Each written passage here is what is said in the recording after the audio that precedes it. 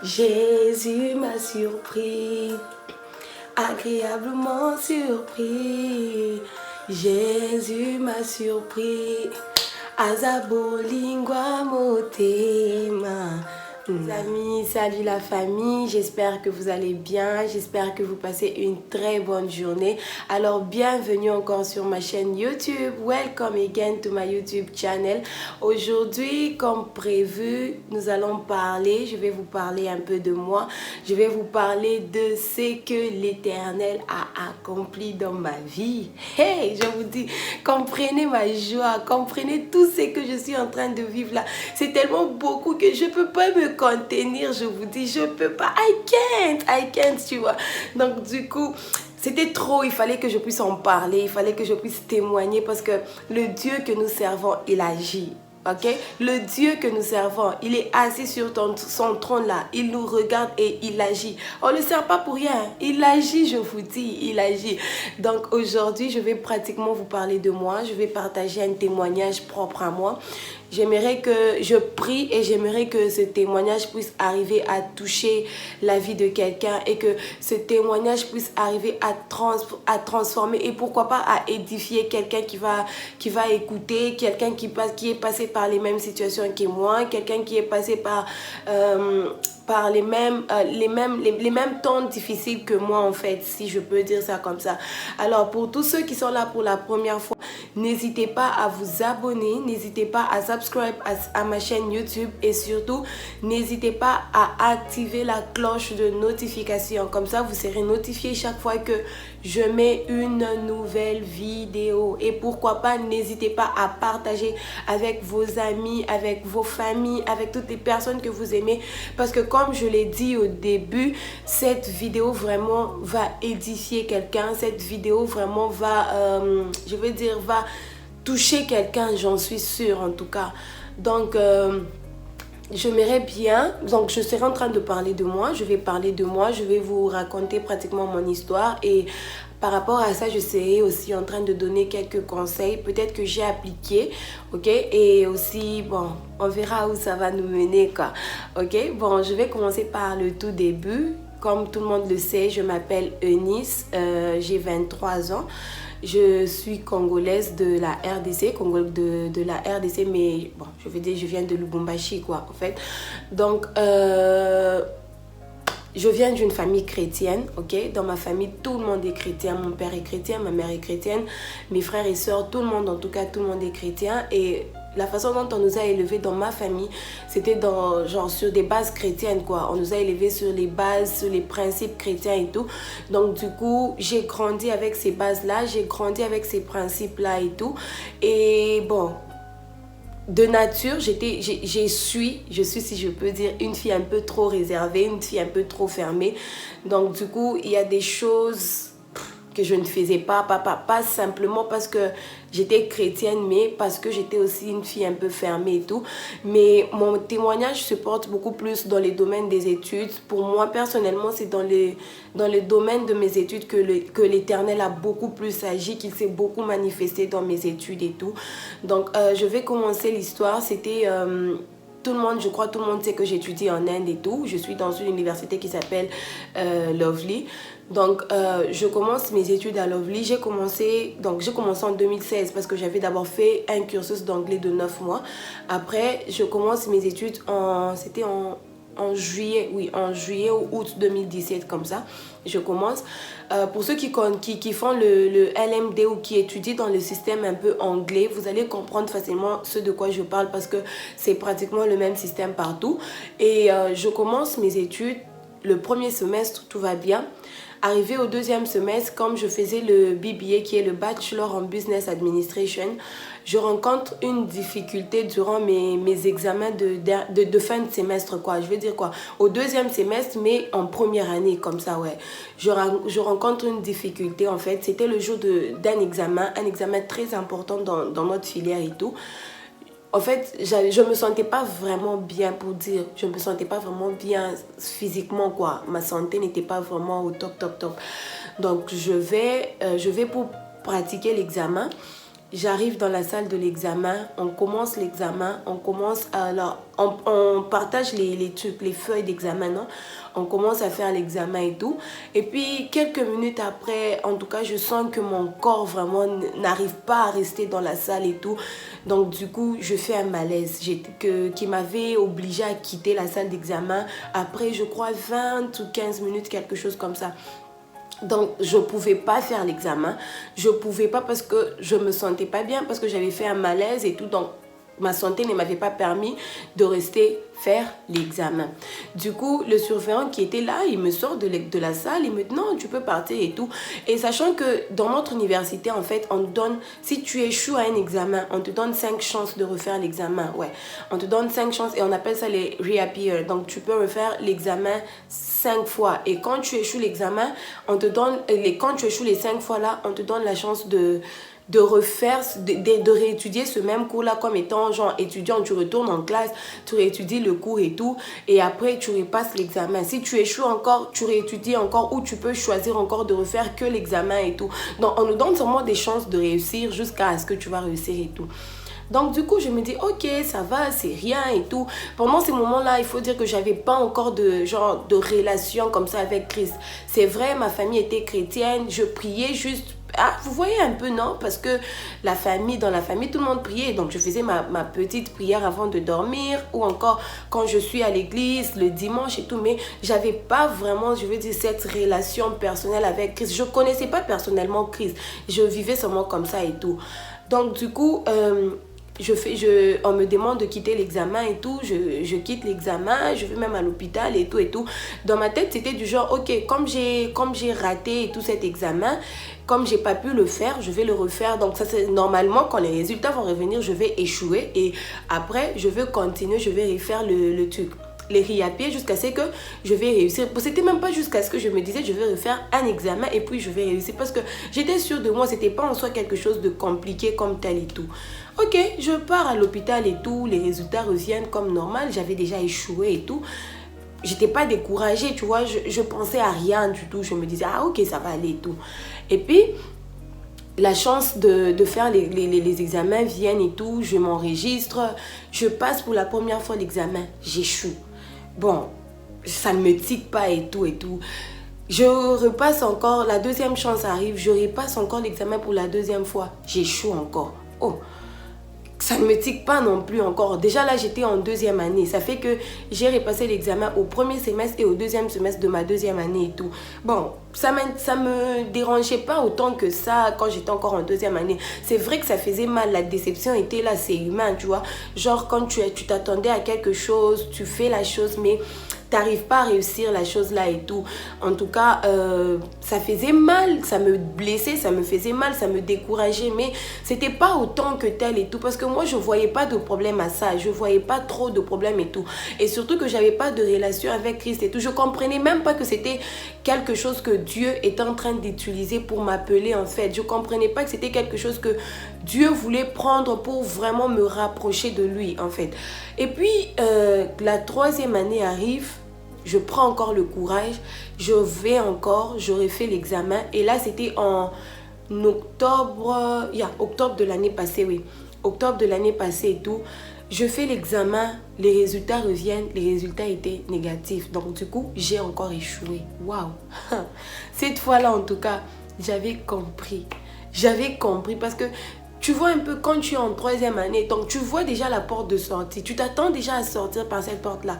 Mais arriver au moment où tu veux sortir là, les choses commencent à bloquer et tout. Là, je commence maintenant à me réveiller en fait. Je commence à me réveiller.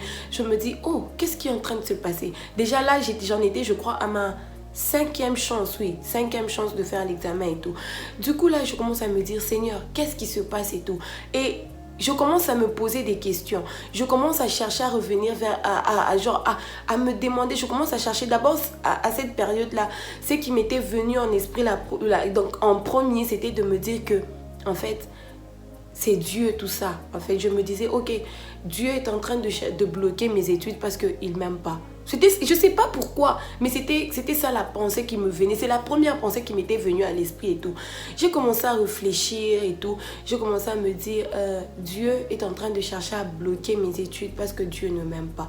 Pourquoi j'avais pensé à ça? Je sais pas, en fait. Donc, je me rappelle du jour où j'avais vu les résultats et tout. Donc, j'étais normale là, j'étais assise et tout. Et bon, on me notifie que mes résultats sont venus et tout. Je vais sur le site de l'université, je check mes résultats sont négatifs et tout. Du coup, j'avais ressenti en moi d'abord une grosse colère en fait. J'étais trop en colère. Même les personnes qui vivaient avec moi peuvent le témoigner aujourd'hui. J'étais vraiment en colère en tout cas.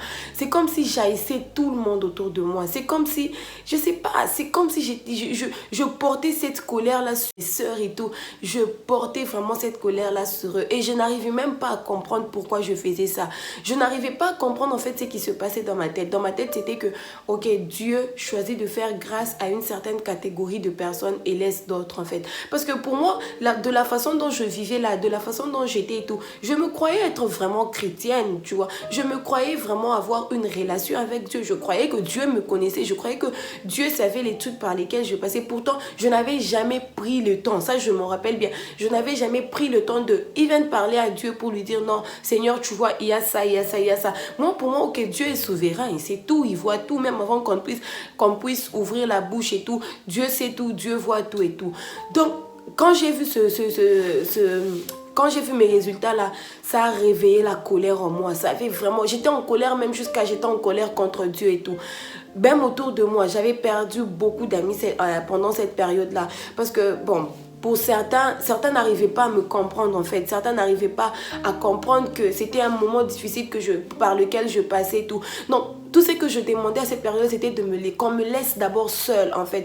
Qu'on me laisse seule, que je puisse arriver à digérer en fait, à digérer ce qui se passait là, que j'arrive à digérer la colère qui était en moi en fait. C'était un peu ce qui traversait dans ma tête là à cette période.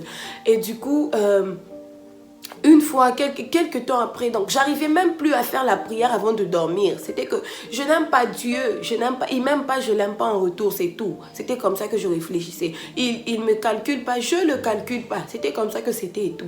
Après un certain temps, j'ai décidé, j'avais même pas dit à mes soeurs. J'avais même pas dit à mes parents que les résultats étaient revenus et que j'avais échoué. J'avais pas parlé de ça. Pour moi, c'était que, ok, comme il est Dieu là, il me calcule pas. Moi aussi, je le calcule pas, c'est fini, on va rester comme ça et tout.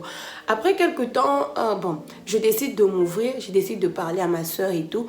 Je dis à ma soeur, non, il y a ça, mes résultats sont revenus et tout, mais ça n'a pas été en fait, ça n'a pas été et tout. Donc, je me rends compte que Dieu fait grâce à qui il veut en fait. Comme on le dit, il fait grâce à qui il veut et tout ça. Comme il ne veut pas me faire grâce, moi aussi en tout cas pour ma part, je vais arrêter de le calculer. Je ne vais plus aller dans ces dénis. Je vais faire maintenant ce que je veux de ma vie en fait. Je vais faire ce que je veux de moi. Parce que lui, il veut pas se comporter comme étant Dieu dans ma vie. Du coup, moi aussi, je ne me comporterai pas comme étant enfant de Dieu et tout ça.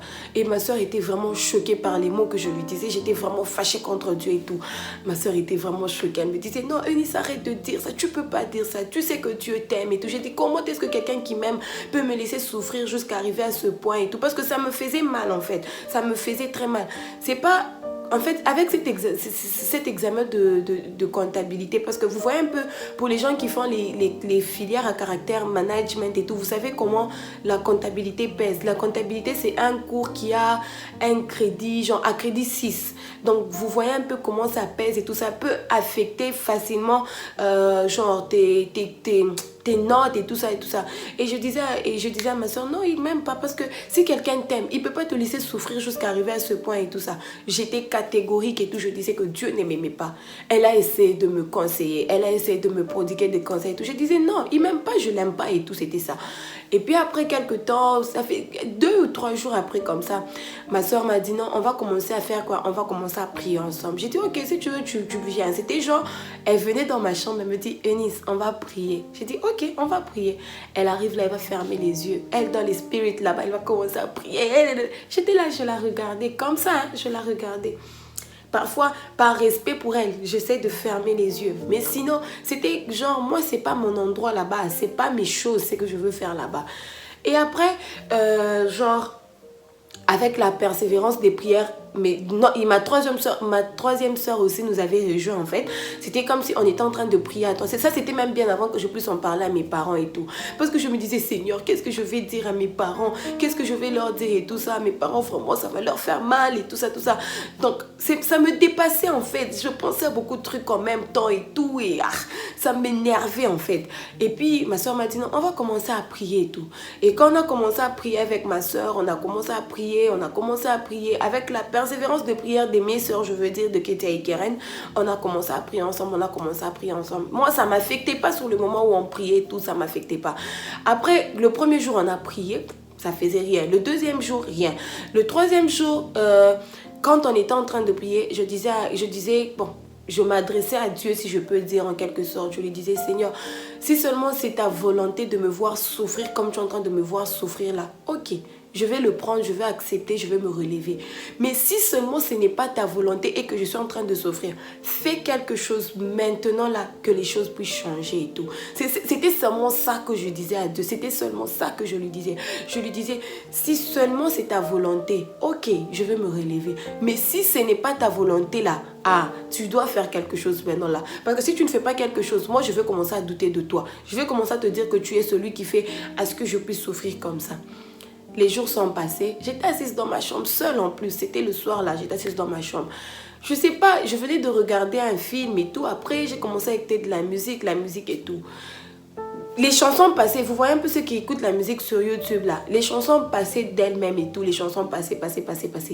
Et puis, il y a une chanson qui a commencé à passer en fait. Il y a une chanson, c'est comme si cette chanson était adressée à moi en fait. Dans ma solitude là, dans ma chambre là-bas. C'est comme si cette chanson était adressée à moi. Et pendant que la chanson passait et tout, j'étais distraite, mais ça a réveillé un peu mon esprit. Je me suis assise comme ça sur mon lit là. La chanson m'a touchée. La chanson est... Like, the song went deep inside me. I was feeling like... Oh my God, I started crying, ok? J'ai commencé à pleurer. Je ne comprenais pas pourquoi je pleurais. Mais pendant que je pleurais là, je ressentais, je ne sais pas... J'ai ressenti un amour qui m'entourait. Je ne sais pas le feeling que j'avais en ce moment-là. Je ressentais un amour qui m'entourait. Tu vois, genre le feeling que tu as quand tu te sens aimé. Pas l'amour des hommes là, tu vois. Quand tu te sens vraiment aimé, je sentais que la pièce où j'étais était remplie d'amour. Je sentais que là dans mon cœur, là, c'était rempli d'amour. L'amour coulait en moi et tout. Tellement que je sentais l'amour de Dieu en moi. Tellement que je sentais combien Dieu m'aimait en ce moment-là. Je faisais que pleurer, je ne parlais pas. Je faisais que pleurer, je ne parlais pas. La chanson disait genre... my heart in place... My safe refuge, un truc comme ça et tout. My treasure, Lord, you are. Donc, j'ai commencé à pleurer. La chanson disait que Dieu est mon trésor, Dieu est mon endroit le plus sûr et tout. Donc, mon cœur appartient à Dieu et tout. C'était ça que la chanson disait. J'ai commencé à pleurer. J'ai pleuré. En tout cas, ça faisait... Je veux dire, j'avais jamais ressenti ça. Parce que si je disais que ça faisait longtemps, c'est comme si je l'avais déjà ressenti avant. Je n'avais jamais ressenti ça. C'était tout nouveau pour moi. J'ai ressenti l'amour de Dieu. Après, c'est comme si j'aimais Dieu, je ne comprenais pas. Après, je suis sortie de la chambre, j'ai dit à ma soeur, non, écoute ce qui est arrivé et tout ça. Ma soeur a commencé à me dire, et avec ma soeur, il y avait un ami en fait. C'est même pas un ami, c'est un frère pour moi. Hein, tu vois, il se connaît lui-même. C'est un frère pour moi et tout. Il a commencé à me donner des conseils et tout. Il a commencé à me dire des trucs. Non, tu vois, Eunice, Dieu t'aime et tout ça. Et puis, il m'a toujours dit quelque chose que je respecte jusqu'aujourd'hui. Il m'a toujours dit, tu sais que Dieu forge beaucoup plus les gens qu'il aime par la douleur et tout. En fait, au début, je n'arrivais pas trop à comprendre ça. Mais quand j'ai commencé à vivre ça et tout, j'étais, I was like, oh my God, qu'est-ce que je voulais rater, qu'est-ce que je voulais faire et tout. Et depuis ce jour-là, je vous dis, jusqu'aujourd'hui, ma vie avait totalement changé. Ma vie avait totalement changé. J'avais changé. Donc, en tout temps, je cherchais à voir Dieu. En tout temps, je cherchais à faire la volonté de Dieu. Et c'est que Dieu m'a appris à travers cet échec-là, c'était que, en fait, je croyais que je connaissais Dieu. Je croyais que je lui donnais tout de moi, en fait, mais je lui donnais rien, en fait. Je lui donnais rien. Aujourd'hui, j'aimerais que même nous, toi qui est en train de regarder cette vidéo et tout, que tu te poses la question, en fait, est-ce que ce que tu donnes à Dieu, c'est assez? En fait, est-ce que ce que tu crois donner à Dieu, c'est enough pour que tu puisses te taper dans la poitrine et dire que non, si Dieu ne fait pas ça, c'est qu'il ne m'aime pas. Avant de blâmer Dieu, en fait, pose-toi la question. Et la deuxième chose que j'avais réalisée, c'était que je croyais connaître Dieu. Je croyais que j'avais déjà donné à Dieu le contrôle de ma vie, mais c'était pas ça. En fait, j'étais quelqu'un du genre, en fait, de nature, je suis quelqu'un du genre, je suis carré, comme on peut dire. Donc, quand je sais que je dois faire quelque chose, c'est genre, j'ai un programme, je fais ça à telle heure, à telle heure, ça à telle heure. Je connais, j'avais déjà planifié ma vie, en fait. Je me disais, à tel âge, je dois faire ça. À tel moment, je dois faire ça. À tel moment, je dois être là. Et quand ces choses-là n'arrivaient pas, ça me frustrait, en fait. Ça me frustrait d'une façon, je ne sais pas. Et ce que je faisais, c'est que je disais à Dieu mes plans à moi. Je disais à Dieu, Seigneur, je veux que tu fasses ça, ça, ça. Je ne prenais même pas le temps d'écouter la volonté de Dieu sur ma vie. Je ne prenais même pas le temps d'écouter ce que lui pensait de moi, en fait. C'était que, ok, il est Dieu, je dois lui dire ce qu'il doit faire pour moi, en fait. C'était ça, je m'excuse, c'était ça. Donc c'était du genre, tu dois faire ça, tu dois faire ça, tu dois faire ça, tu dois faire ça. Et quand ces choses-là n'arrivaient pas comme je les avais planifiées, ça me frustrait, en fait, ça me frustrait et tout. Et à partir de ce moment-là, c'était en octobre 2019 en tout cas, ma vie avait changé. J'avais changé jusqu'à aujourd'hui, là, je suis plus la même personne. Je suis plus la même personne et tout. Bon. Après ça, Dieu m'a aidé vraiment avec la prière, avec tout ça. Dieu m'a relevé, Dieu m'a fortifié. Le Saint-Esprit était présent. Le Saint-Esprit m'a fortifié et tout. Je me suis relevée. Et quand j'avais pris la décision, j'ai commencé à prier par le Saint-Esprit. En fait, j'ai commencé à demander au Saint-Esprit de me fortifier. J'ai commencé à demander au Saint-Esprit que je n'allais plus jamais quitter Dieu. Que je n'allais plus jamais déserter, quoi. Que je n'allais plus jamais penser que Dieu ne m'aimait pas. Parce que au moment où seulement j'ai accepté vraiment de donner ma vie à Christ, en fait, j'ai accepté de me donner à lui, quoi, de le laisser prendre le contrôle de ma vie. Je vous dis, les choses ont été faciles pour moi, en fait. J'ai laissé tout aller. Donc, même dans l'échec, même dans la réussite et tout, je me disais que c'est Dieu. Parce que je lui ai déjà donné le contrôle de ma vie, là. C'est sa volonté qu'il est en train de faire et tout ça. Donc, c'était facile pour moi d'accepter certaines choses. C'était plus léger, si je peux dire. C'était plus léger pour moi d'accepter certaines choses. C'était plus léger que... Tu vois, quand tu fais les choses par toi-même, quand tu échoues, tu vas te blâmer toi-même, non? Mais quand tu donnes le contrôle à quelqu'un, du coup, quand tu échoues, tu vas dire que non, c'est la personne. En fait, c'est la personne qui n'a pas fait sa part et tout. Donc, c'était comme ça. J'étais devenue plus légère, si je peux dire, plus légère et tout. Et puis... Dieu a placé vraiment dans ma vie, en tout cas si je peux dire, Dieu a placé dans ma vie des gens qui m'ont aidé, des gens qui m'ont fortifié, des gens qui m'ont parlé de Christ. Donc des personnes avec qui je vivais, des personnes que je voyais d'habitude et tout, mais que j'avais jamais connues sous cet angle-là en fait. Je n'avais pas encore réussi l'examen et tout ça, malgré toutes ces choses-là qui se passaient, malgré que j'ai accepté Christ dans ma vie et tout. Il fallait maintenant que je puisse refaire encore l'examen et tout. Du coup, j'ai pris le courage, je me suis dit non, je vais étudier le cours pendant 6 mois, pendant tout un semestre. Là, j'ai passé déjà en 3e année, non? Dernier semestre et tout. Je me dis, ok, comme ça, je vais étudier le cours pendant 6 mois, pendant le dernier semestre et tout. Et après, je vais passer l'examen. Et après avoir passé l'examen, je vais faire quoi? Je vais réussir et tout. Et puis, ça va combler le cours et tout. Tout va bien se passer et tout. Ok, encore là, 6 mois et tout, j'étudie, le confinement nous prend dedans, donc le cours devient en ligne et tout ça. J'étudie et tout. Et les résultats reviennent encore négatifs. Waouh! J'étais là, je disais, Seigneur. Mais j'avais remarqué cette fois-là, c'était que les autres fois quand j'avais échoué, je blâmais Dieu pour lui dire que il ne m'aimait pas et tout. Mais ça, je ne veux pas vous mentir. Quand j'ai vu mes résultats, j'avais déjà échoué. La première chose que j'avais faite, c'était like I went on my knees, tu vois. Je me suis mise à genoux and then I started praying. J'ai dit à Dieu, ok Seigneur, je sais que ça ne sera pas facile pour moi de prendre cette déception-là. Je sais que ça ne sera pas facile pour moi de supporter. Mais Seigneur, je sais que c'est ta volonté. Et comme je sais que c'est ta volonté, Seigneur, je te fais confiance. C'était ça que je disais à Dieu. Je disais à Dieu, Seigneur, je te fais confiance. Je sais que humainement parlant, ça me fait mal. Je sais que humainement parlant, c'est difficile. Mais Seigneur, je te fais confiance. C'était ça que je disais à Dieu.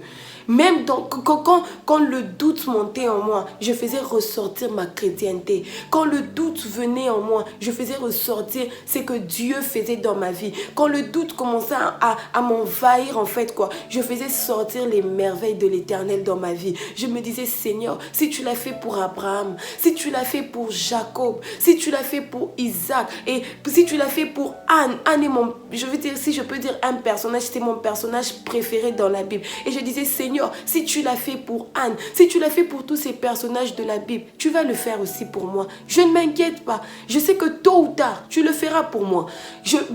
C'était oui, je ne veux pas faire la sainte ici et dire que non, je n'avais pas mal, que je ne pleurais pas, que je n'étais pas déçue et tout. J'étais déçue, ça me faisait mal. Mais juste que cette fois-là, ma vie chrétienne en fait prenait le dessus. Et d'habitude, ça me prenait du temps, ça me prenait même des amis, ça me prenait même de la famille autour de moi. Ça me prenait une partie de moi quand je rencontrais ce genre d'échec, parce que tu vois, je suis un peu quelqu'un d'émotif, si je peux dire, je suis vraiment quelqu'un de très sensible. Donc du coup, ça me prenait beaucoup de moi. Mais cette fois-là, ça ne m'avait rien pris. Ça ne m'avait rien pris. Parce que j'avais commencé par croire, par avoir la foi, pour dire que oui, même dans la détresse, même dans la douleur, Dieu agit. Même dans la douleur, Dieu agit. Et puis, mon ami, quand je vous ai parlé là, il m'a appelé, il me dit, Eunice, est-ce que... Donc, change ta façon de voir les choses. Est-ce que...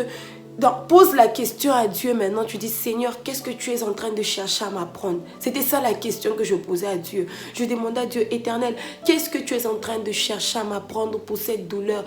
Qu'est-ce que tu es en train de chercher? Et la chose... Parce que, en fait, au début, quand j'avais accepté Christ, au début, quand j'avais aimé Christ, en fait, moi, pour moi, c'était que, ok, maintenant que Christ est dans ma vie, tous les jours seront roses. Tous les jours seront roses. Je vais commencer à dormir sur l'or, je me réveille sur l'or. Je dors sur les roses, je me réveille sur les roses. C'était ça. Désolée. C'était ça que je pensais et tout. Et Dieu je veux dire comment, il m'a en quelque sorte brisé. Il m'a brisé. Il m'a appris qu'il y a des moments comme ça. Des moments comme ça qui vont arriver en fait. Des tempêtes viendront. Je prends ça un peu comme une tempête en fait. Les tempêtes viendront. Maintenant, toi en tant que chrétien, est-ce que tu vas tenir durant cette tempête-là ou tu vas te laisser emporter? C'est ça le problème maintenant. Le problème se pose maintenant dans notre camp à nous en fait. Donc du coup, c'est ça que j'avais appris de cet échec-là et tout. Et au moment où j'avais réalisé ça, I was like, ok, je veux plus genre... Je ne permettais même plus à la douleur en fait de venir en moi. Je ne permettais même plus à la douleur de me toucher. Parce que je me disais, oh, c'est quelque chose que... C'est une tempête en fait. Ça dépend maintenant de comment moi je me tiens devant la tempête. Ça dépend maintenant de comment je réagis face à cet obstacle et tout. Parce que les obstacles, il y en a toujours en fait. Il y en a toujours. À supposer que durant cette période-là, je m'étais encore dit, non, Dieu, maintenant mais que je t'ai donné même ma vie, maintenant que j'ai même cru en toi, tu ne veux pas toujours que je réussisse et tout. Maintenant, qu'est-ce qui va se passer? Maintenant, quelque chose que je suis en train que je vais essayer de soulever par rapport à l'histoire jusqu'à cette étape, c'est que malgré que je savais que j'allais réussir, parce que après que j'ai échoué, je m'étais encore enregistrée pour l'examen. J'étais censée refaire l'examen en septembre. Vu que mes résultats étaient venus en juillet, c'était à la fin du mois de juillet, les prochains examens étaient en septembre. Du coup, j'avais repris courage. Je me suis inscrite pour l'examen de septembre. Maintenant, mes frères et sœurs, c'est que je n'ai pas fait, c'est que je ne suis pas restée assise là pour dire que non, j'attends le mois de septembre, je vais aller faire l'examen et puis tout va bien se passer. Non. Chaque fois que j'avais échoué, je réétudiais, je bossais encore plus dur. J'ai bossé encore plus dur. Tout ça, c'est pour vous dire que tu peux pas demander, like, you cannot ask for a blessing without working for it, you know. Like, tu peux pas demander une bénédiction sans pour autant travailler pour cette bénédiction-là. Par exemple, quelqu'un qui demande à Dieu, non, Seigneur, je veux que tu me bénisses financièrement, je veux que tu me bénisses avec un travail et tout. Mais pourtant, tu déposes jamais de CV, tu fais rien pour avoir ce travail-là. Comment est-ce que tu penses que Dieu va te bénir en fait? Nous, on doit aussi même pas cultiver, on doit aussi savoir que quand tu demandes quelque chose, when you ask for a blessing, tu dois, you need to work for it en fait. Moi, quand j'ai su que, ok, là, je dois refaire l'examen en septembre, je savais que Dieu était au contrôle. Je savais que j'allais réussir. Je savais que j'allais passer l'examen parce que j'avais compris la leçon que Dieu cherchait à me donner. Ce n'est pas pour autant que j'étais restée assise là sans rien faire et tout. Non, j'ai étudié, j'ai triplé d'efforts. J'ai même, je vais dire, quadruplé d'efforts parce que je bossais dur. Les gens avec qui je vis peuvent le témoigner. Je bossais dur, j'ai bossé dur, j'ai bossé dur pour arriver à réussir. Je ne dis pas que c'est par mes propres efforts, non. Sans Dieu, je n'y serais pas arrivée. Sans Dieu, je ne l'aurais pas fait. Je vous dis jusqu'aujourd'hui, je ne l'aurais pas fait. Mais parce que Dieu était dans ma vie, il m'a révélé, il m'a ouvert l'esprit, il m'a montré une façon de voir les choses que je ne voyais pas avant en fait. Et après quelques temps, parce que je suis membre d'un groupe de prière ici en Inde. D'ailleurs, si vous ne les suivez pas, mes frères, allez suivre le groupe Light in Your Soul. Allez les suivre. Nous sommes sur Instagram, nous sommes sur Facebook. En tout cas, vous serez vraiment édifiés avec les lives qu'on fait, avec les choses qu'on partage. N'hésitez pas, ça va vraiment vous aider quoi. Light in Your Soul, vraiment. Donc j'étais membre de Light in Your Soul et une fois j'ai vais à Light in Your Soul avec le courage que j'avais tout, parce que je n'avais pas arrêté de prier, j'avais même doublé d'efforts et tout. Je vais à Light in Your Soul, là-bas à la prière, on nous prêche, on nous parle de Anne, de la stratégie de Anne. C'est comme ça que j'ai commencé à aimer cette femme de Anne. On me parle de Anne et tout. Donc, quand on parlait de Anne là, c'est comme si on était en train de déverser quelque chose en moi. C'est comme si ça s'adressait à moi. C'est comme si la prédication de ce jour-là était pour moi en fait. C'est comme si c'était pour moi et tout. Quand je rentre à la maison, la chose que je fais, c'est que je m'enferme. Je dis à Dieu, ok. D'abord, je réfléchis, je me dis, ok, Anne a dit à Dieu, Seigneur, si tu me donnes un fils, je te le donnerai en sacrifice. Qu'est-ce que je peux donner à ce Dieu qui, je suis sûre, va me donner la réussite? Qu'est-ce que je peux donner à Dieu quand lui, il va me donner la réussite et tout? Et là, je me pose la question, je me dis, il y a vraiment peut-être des jeunes filles, des jeunes hommes comme moi, de mon âge peut-être, de ma génération, qui sont en train de vivre les mêmes situations par lesquelles je suis passée, mais qui ne peuvent pas en parler. Qui sont en train de vivre les douleurs par lesquelles je suis passée, peut-être, mais qui sont en train de blâmer d'autres personnes, ou peut-être qui ne comprennent pas que c'est une façon que Dieu peut utiliser pour appeler quelqu'un. Du coup, je disais à Dieu, Seigneur, si seulement tu me donnes la réussite, je vais témoigner de toi, mon Dieu. Je vais parler de toi. Je vais raconter cette histoire jusqu'au point où ça va se fatiguer dans les oreilles des gens. C'est ce que je disais à Dieu. J'ai dit, Seigneur, si seulement tu me donnes la réussite éternelle, je ne sais pas ce que je vais faire. Je vais tellement parler de toi que les gens vont se fatiguer de m'écouter. Je vais parler de toi. Je vais parler de ta bonté. Je ne dis pas que en temps normal, je ne parle pas de Dieu. Mais ça, c'est une action spéciale que j'ai posée pour Dieu. C'est une action spéciale que j'ai posée parce qu'il a permis que je réussisse. Parce que mon histoire, on a toujours dit, ton histoire, même si qui peut petite, aussi petite qu'elle soit, c'est ton histoire, c'est ton identité en fait. C'est ça, de mon échec est ressortie la personne que je suis aujourd'hui. De mon échec est ressortie la femme que je suis aujourd'hui, la femme merveilleuse que je suis. Donc du coup, je disais à Dieu, Seigneur, je vais raconter l'histoire. Parce que peut-être que les gens nous voient en route, les gens croient que parce que nous sommes chrétiens, nos jours sont roses. Parce que nous sommes chrétiens, on ne connaît pas des tribulations, on ne connaît pas des jours difficiles. Mes frères, laissez-moi vous tromper, il y en a. C'est juste qu'on a appris à gérer avec l'Esprit de Dieu. On a appris à gérer avec le Saint-Esprit qui est en nous et tout. Donc du coup, je dis à Dieu, Seigneur, je vais témoigner, je vais donner un témoignage de ce que tu as fait de moi. Je vais donner un témoignage parce que moi, je sais que ce que tu vas faire là, ça sera grand. Et ma mère m'encourageait beaucoup. Ma mère me disait, Eunice, est-ce que tu sais pourquoi Dieu ne veut pas que tu réussisses jusqu'à maintenant? C'est parce que Dieu, je vais te dire comment, il te voit avec tellement de valeur que il veut te donner des points qui, quand tu vas les faire, que ça puisse te caractériser. Il veut te montrer quelque chose que tu ne vois même pas en toi. C'était ça que ma mère me disait. C'était ça les paroles de ma mère. Du coup, ça m'encourageait, ça me donnait encore plus la force d'étudier. Mes soeurs là-bas étaient à côté de moi. Mes soeurs me soutenaient en prière. Mes soeurs me soutenaient. Mes soeurs m'aidaient à étudier et tout ça. Donc, j'étais vraiment ouverte à... Je savais... En fait, tu vois, c'est comme si...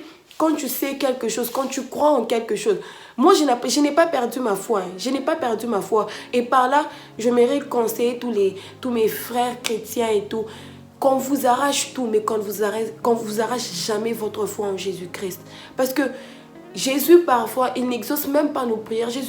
Dieu exauce la foi qui est en nous. Donc, Dieu voit la foi aussi. Quand tu demandes là, tu demandes avec foi. Est-ce que, avant de demander là, tu crois même que tu vas recevoir? C'est comme quand tu vas vers ton père physique là, tu dis, papa, j'ai besoin d'argent. Quelque part, c'est parce que tu sais qu'il va nécessairement t'en donner. Mais c'est ça que Dieu attend de nous.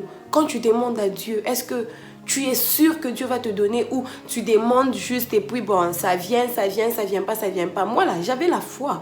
Je disais à Dieu, je sais que je vais réussir.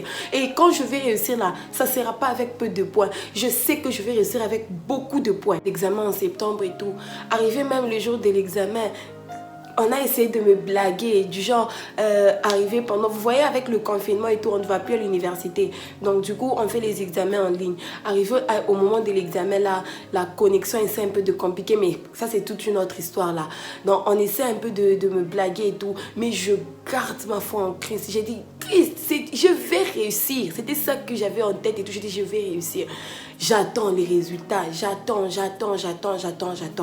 Et puis... Pas plus tard que la semaine passée, Seigneur, j'étais dans le taxi et tout. J'étais même pas à la maison, j'étais dans les taxis avec mes soeurs. On revenait du marché. Arrivé comme ça, je me dis non. J'avais l'habitude en fait de checker les résultats parce que j'attendais ça vraiment et tout. Donc j'arrive comme ça là, je dis je vais essayer de checker un peu les résultats là. Je check. De toute façon, j'avais crié, je vous dis. Le chauffeur qui nous conduisait là, c'était un Indien. Vous voyez un peu dans les taxis, non? Le chauffeur qui nous conduisait, il a été effrayé.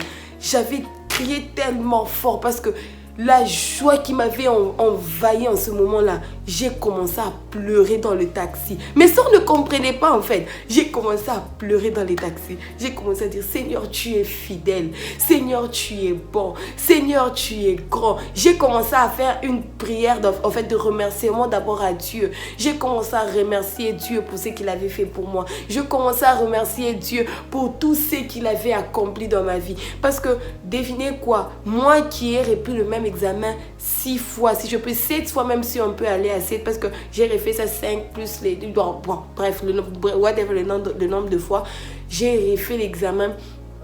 J'arrive, je réussis comme ça.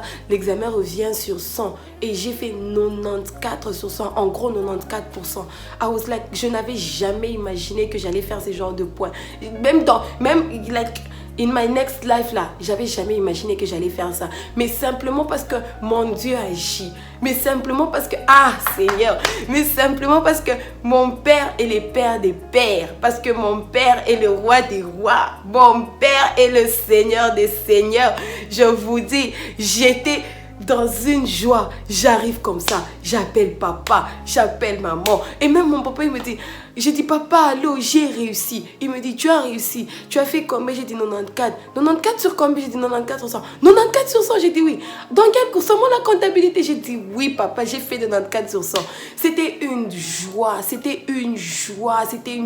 On a fêté, j'ai prié, j'ai rendu grâce à Dieu. J'ai fait des actions j'ai fait des actions de grâce. J'ai rendu grâce à Dieu. Tout ça, c'est pour vous dire que en tout temps, si je peux tirer comme leçon morale de mon histoire, c'est que en tout temps, il faut garder foi en Dieu. Il faut vraiment garder espoir en Dieu. Il faut s'attacher à Christ parce que Christ, il est là. Christ est disposé. Et si tu n'as pas encore cru en Christ jusqu'en ce moment, si tu n'as pas encore donné ta vie à Christ, tu ne sais pas ce que tu es en train de rater. Tu ne sais pas, en fait, à côté de quoi tu es en train de passer. Parce que la façon dont je suis aujourd'hui, vu que j'ai expérimenté la grâce de Dieu dans ma vie, je ne peux plus vivre sans lui. Je ne peux même plus imaginer ma vie sans lui. Je ne peux pas. Parce que ce qu'il fait pour moi, je vous le dis, c'est immense. Ce qu'il a fait pour moi dans mes études, c'est immense. Il m'a prouvé que en tout temps, il a le dernier mot. Il m'a prouvé que, comme on dit, mon Rédempteur est vivant. Il s'élèvera même le dernier. C'est ça que Dieu m'a prouvé. Donc aujourd'hui, je nous exhorte tous, en fait. Si tu passes par des moments difficiles, que ce soit dans le travail, que ce soit dans le mariage, que ce soit dans... je sais pas, dans les études aussi peut-être, que ce soit dans n'importe quoi, all down to God. All down to God. Dieu agit, je vous dis. Le Dieu de la Bible, il est réel. Ne croyez pas qu'il n'y a que les gens de la Bible qui vont expérimenter Dieu. Même notre génération, même jusqu'à aujourd'hui, nous allons expérimenter Dieu. Ça dépend de ce que l'on fait. Nous allons expérimenter Dieu parce que Dieu agit. Nous allons voir la puissance de Dieu dans nos vies. Parce que Dieu, il est réel. Il est réel en tout temps. Donc, essayons vraiment de nous accrocher. Essayons de nous accrocher à lui et tout. Donc, c'était ça que je voulais partager avec vous aujourd'hui. C'était ça, c'était cette joie en même temps. C'était mon histoire parce que oui... Comme je l'ai dit au début, ton histoire, aussi minime, aussi petite qu'elle soit, c'est ton histoire. C'est toi, c'est ton identité. Who knows, tu vois. C'est ça que je voulais partager avec vous. Petit à petit, je veux commencer à vous raconter peut-être des aspects de ma vie que vous ne connaissez pas. Par rapport à ça, pour commencer à vous édifier aussi. Par rapport à ça, commencer à vous exhorter aussi. Mais aujourd'hui, je tenais vraiment à parler de ce que Dieu a fait dans mes études. Et dans mon histoire aussi, je tiens à soulever un aspect qui est l'entourage. Vous voyez, j'étais tellement bien entourée que mon entourage ne m'a pas permis de m'éloigner de Christ en fait.